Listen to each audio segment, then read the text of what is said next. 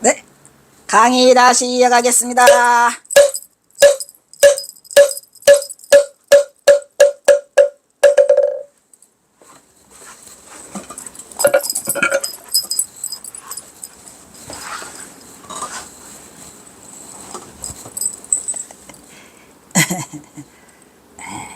그래가지고 아까 중요하다고 한 게 뭐였죠?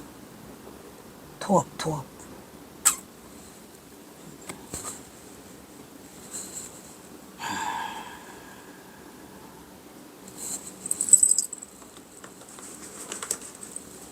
도에 도업이 있다. 대단한 말이죠.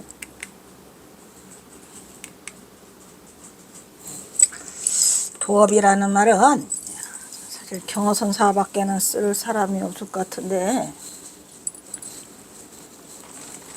도업이라는 말을 아무개나 나가게 하겠습니까? 네, 도업이라는 말이 있는지 보자.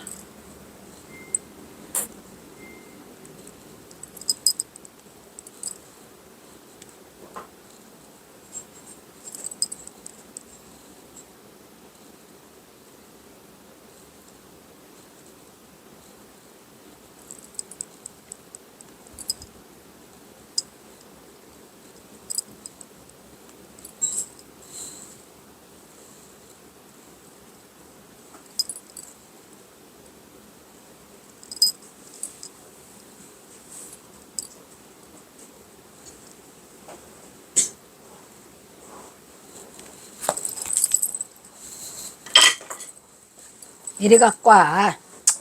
얼굴 보이지도 않아. 한옥에 가서 미역국 맛있게 먹어서, 미역국은 거기가 제일 맛있는 것 같아. 응? 미역국을 6개월간 먹고 있어. 계속 한 개도 안 빼먹고 미역국만 먹어. 다른 건 안 먹고 미역국만. 대단하죠? 미역국만 먹어요. 6개월이 뭐냐, 지금 저게 8개월 9개월째 미역국만 먹어. 오냐. 그래서 아까 경어선사가 위대함은 어디에 있더라? 경어선사의 위대함은 토업에 있더라, 이런 얘기지. 토업. 여해억 최소년식. 내가 회상해보건대, 기억을 회상해보건대,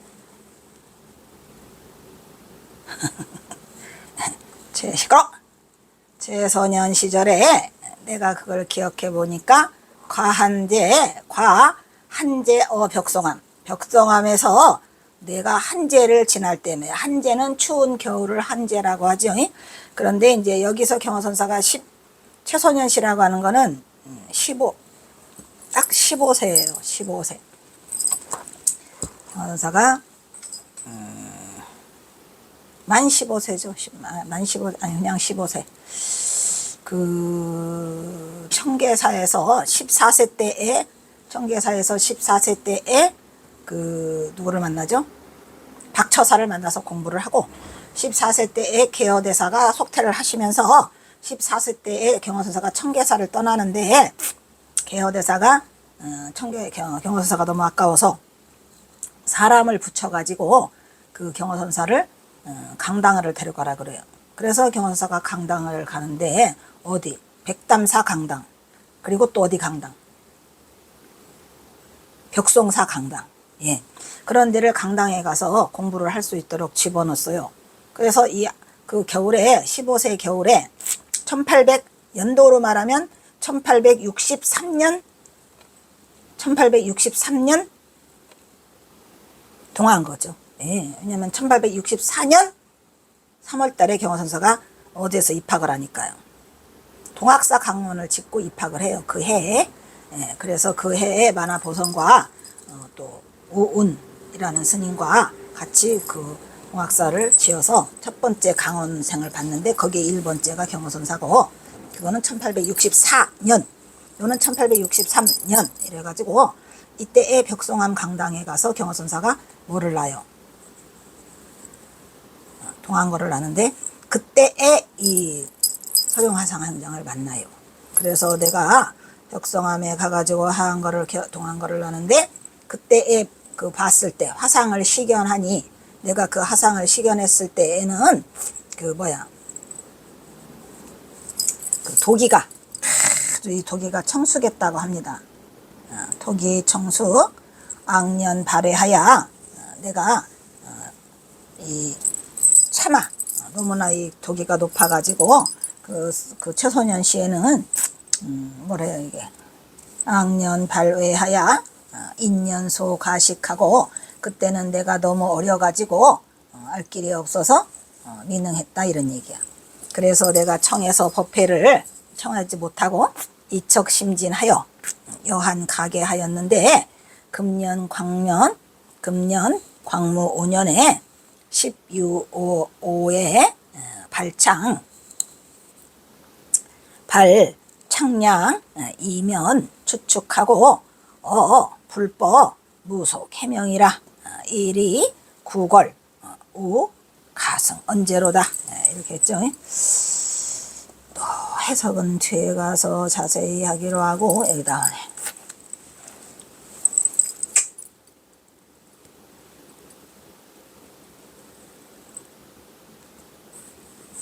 내가 돌이켜 생각해 보건대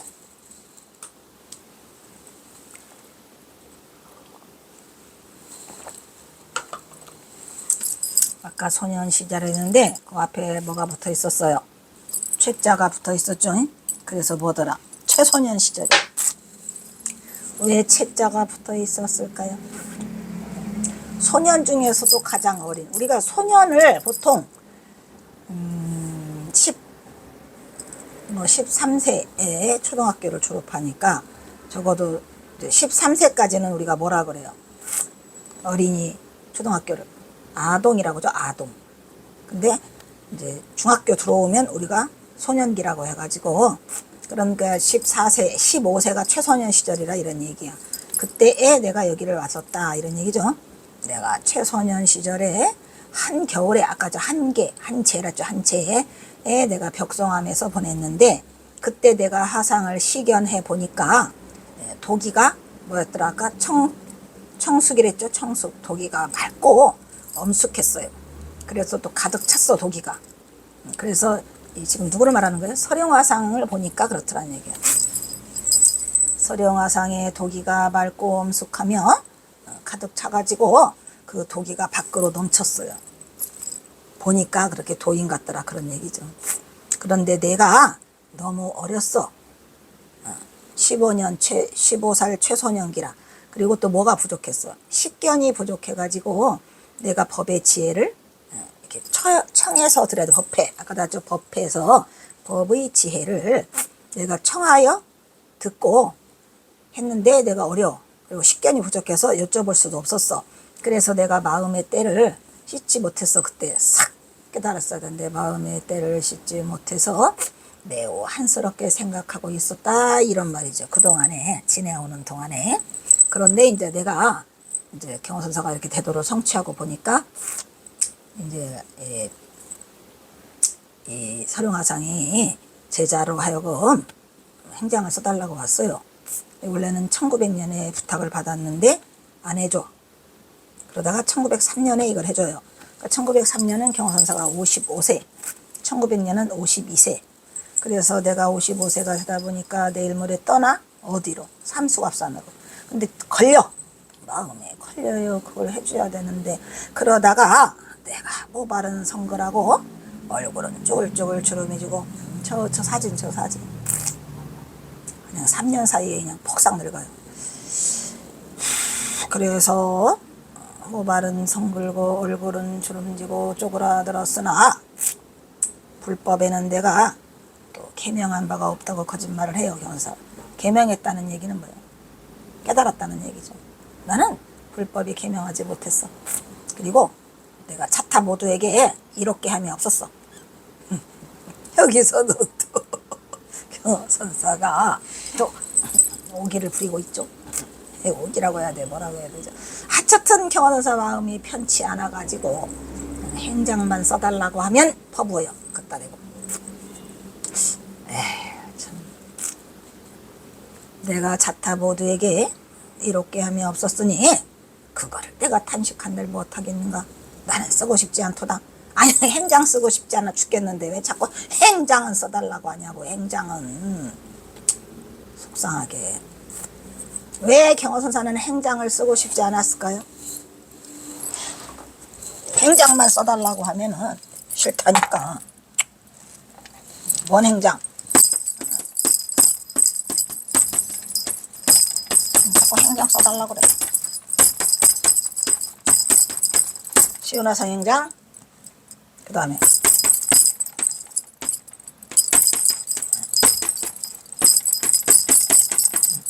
서령화상 행장, 그 다음에 누구? 용원대사 행장. 다 쓰기 싫어하셨어요. 하도 졸라가지고 쓰기는 쓰는데 왜 쓰기 싫어하셨을까요? 경허선사는 뭐 귀찮아서라기보다는 일단은 흔적을 남기기 싫어해요. 그래가지고 해인사 수선사 창거기 쓸 때도 그렇게 말씀하시죠? 해인사 수선사 창거기를 써달라니까 뭐라고 하세요? 아이고 수선사 짓는다고 망치 들었을 때 이미 창건기는 다 이루어졌는데 뭐 들라고 이거를 써달라고 하느냐. 이래가지고 공연이 하루 종일 아침부터 저녁까지 졸라가지고 해그림자가 지면서 그냥 써주시잖아요. 그래서 흔적을 남기는 걸 싫어해요. 이런 건 다 필요 없다는 거죠. 경허사는 이 글로 남기는 것도 다 싫어했어요. 자신이 맘먹고 글로 남긴 게 없다니까. 없어요. 몇 개. 누구다 주는 거예요. 개차 청신법문도 마찬가지고 기껏 해봐야 일진화. 일진화는 또 누구한테 써줬는지. 아무튼 다 누구한테 써줘요. 써주고 본인이 갖고 있는 건 없어요. 다. 이걸 자꾸 써달라고 하니까 괴로워? 괴롭죠 뭐. 그렇게 해서 이렇게 이제 한탄을 지금 하고 계시는 거죠. 힘들어.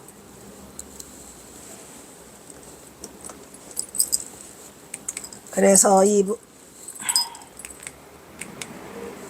부분도 역시 내가 돌이켜 생각해보니 최소년 시절에 한겨울을 벽성사에서 보냈는데 화상을 보니까 토기가 맑고 엄숙하고 가득 차가지고 밖으로 넘쳤어. 그런데 내가 너무 어리고 식견이 부족해서 내가 법의 지혜를 청하여 듣고 마음에 때를 씻지 못해갖고 그동안 한스러웠다 이런 얘기야. 그런데 라고 해서 어린 시절에 개어대사를 앞세우고 이곳저곳 선방 개어대사가 보낸 사람이죠. 처음에는 개어대사인 줄 알았는데 그 김태읍의 글을 자세히 들여다보면 개어대사가 누구 인편을 시켜가지고 사람을 묶어가지고 경허선사를 어린 그 동욱이를 데리고 다녀요. 그래서 거기에 군이 백년사라는 곳도 가시더라고요. 그러니까 거기에서 등장하는 곳은 그래서 군이 백년사에 강당이 있었나라는 생각은 들거든요. 백담사 강당. 이게 선방에 있었는지는 몰라요. 벽송암도 선방이라고 안 하고 강당이라고 하더라고요. 또 어디? 군이 백년사. 근데 군이 백년사는 다 이래서 아마 이 강원을 보내고 싶으셨던 것 같아요. 선방보다는 나이가 어리니까. 그래서 경허선사는 이런 걸 다니면서 이렇게 찔떡벌떡 다 이게 맛을 다 봤어요 이미. 그랬는데 군이 백년사를 가니까 군이 백년사는 없어요. 그래서 그거를 무슨 스님이죠? 묘.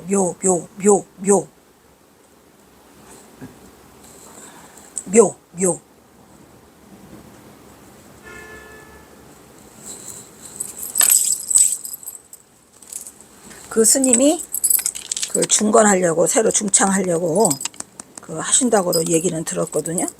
그 군이 백년사도 경허선사가 가셨어요. 만약에 군이 백년사가 다시 만들어진다면 선사순례 다시 갈 생각이 있어요.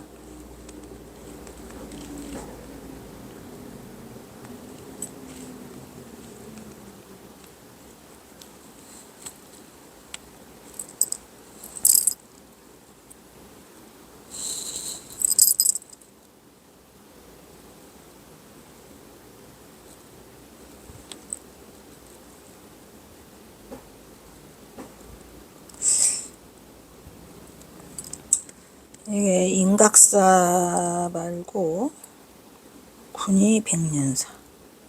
그 스님이 그걸 중창을 하시더구만. 그 스님도 그 유명하신 분인데 누구더라? 묘각도 아니고. 아이고 이렇게 다 맨날 잊어버려서야. 여기야 뭐 다 내려놓는데.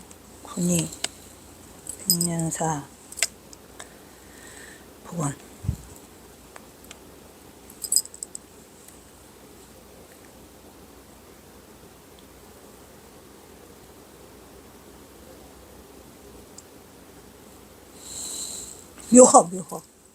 묘허. 이분이 묘허인가?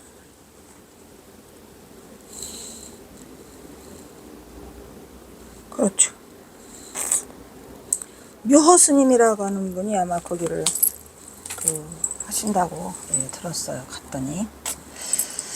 그래가지고 이거를 그래서 지금 개허선사가 보낸 어떤 스님과 같이 다니시면서 경허선사가 지금 쓰고 있는 이 벽성사의 설용화상의 그 기억을 15세 최소년 시절에 칭견했다는 이력을 지금 말하고 있는 거죠. 그리고는 금년에 내가 55세로 모발은 성글고 얼굴은 주름지고 쪼그라들고 했는데 이 55세는 1903년 10월이에요. 정확하게.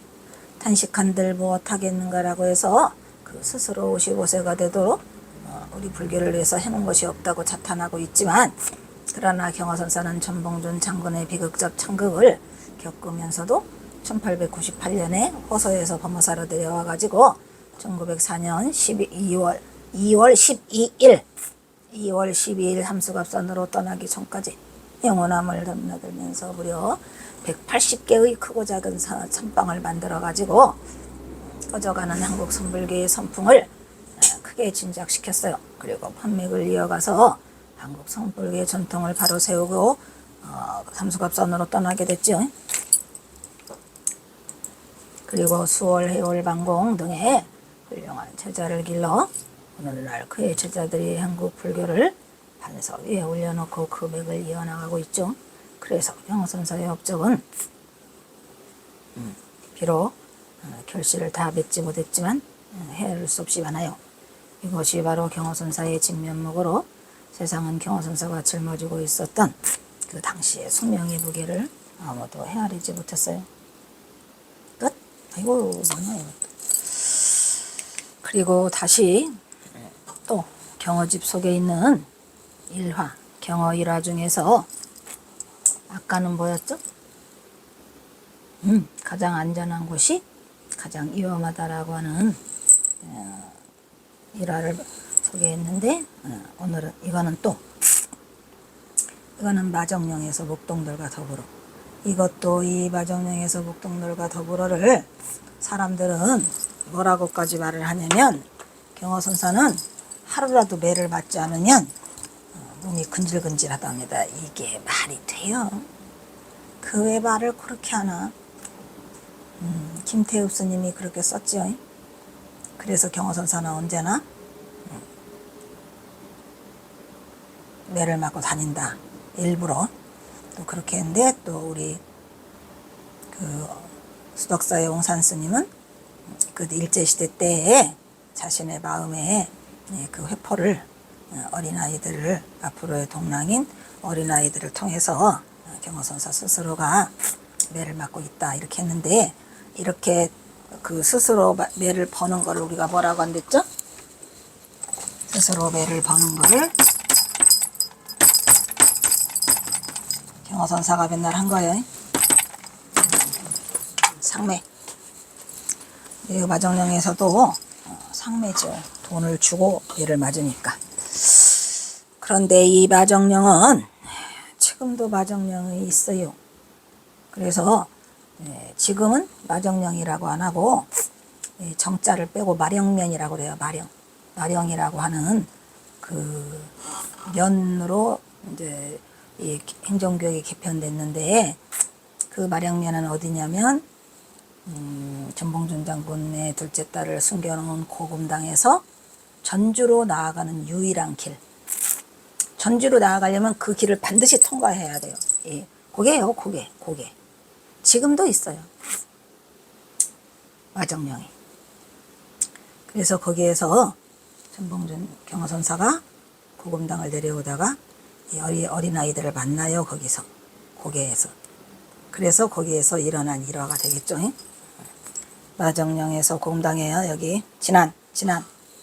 경허스님이 마정령이라는 채를 맨발인 채로 한 손에는 담뱃대를 들고 다른 손에는 떡과 과자가 든 자루를 들고 어깨 매면서 여기서 떡과 과자는 왜 있었을까요? 고금당 들렸다 왔으니까. 고금당 들렸다 왔다는 증거를 찌질찌질 남기고 계시죠? 왜? 절에 가면 맨날 있는 게 떡과 과자예요. 나는 떡과 과자를 제일 싫어하는데. 그래서 제사 지내고 남은 떡과 과자를 벼랑에다 넣고 경허선사가 지금 담뱃재를 한 손에 들고 그렇게 하고 여기 마정령 고개를 넘어가고 계시는 것 같아요. 자루를 어깨에 맨 채, 둘러맨 채 성큼성큼 걷고 있었다. 그때 마침 산에서 나무찜을 하고 내려오던 초동아이들이 여러 명이 모여가지고 스님을 보고